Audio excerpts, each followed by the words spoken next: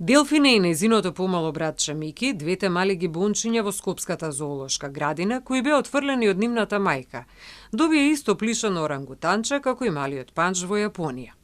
Но нивните животи беа спасени благодарение на љубовта на зоонегувателката Зера и сите вработени.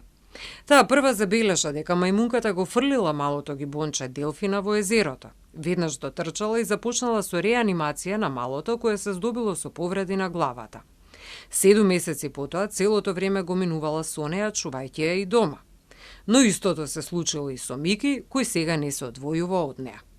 После 3 години истото нешто се случи, меѓутоа во натрешниот простор, на трешно живеалиште, каде исто така мајката го отфрли и Мике се здоби со епилептични напади, со многу тешка повреда, што и доби епилептични напади, меѓутоа со благодарејќи на ветеринарите од факултетот ни помогна да Мики закрепну.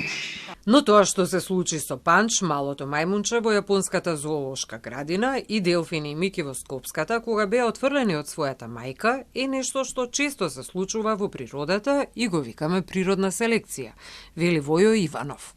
Втората причина зошто во зоолошките често се случува е фактот дека голем дел од животните кои што живеат како колекција во градините се долги години заедно со луѓето. Генерацијски веќе тој инстинкт да бидат родители се намалува и веројатно заради тоа е една од поголемите причини зошто некогаш повеќе луѓето мора да асистираат во тоа. Но сепак можеби е убаво да го споменеме во оваа прилика фактот дека ние не би сакале да правиме некои папец или кукли од нашите животни, тие сепак треба да останат животни. Што кога малите како Панч за момент ќе бидат нападнати од другите во групата? Не го сваќајте така или не го рефлектирајте нашето однесување на мајмуните, кај нив ваквото однесување е нормално.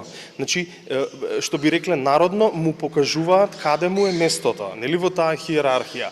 Војо Иванов апелира дека мајмуните никако не се домашни миленици, бидејќи се јавуваат голем број посетители со идеја да посвојат отфрлено мајмунче.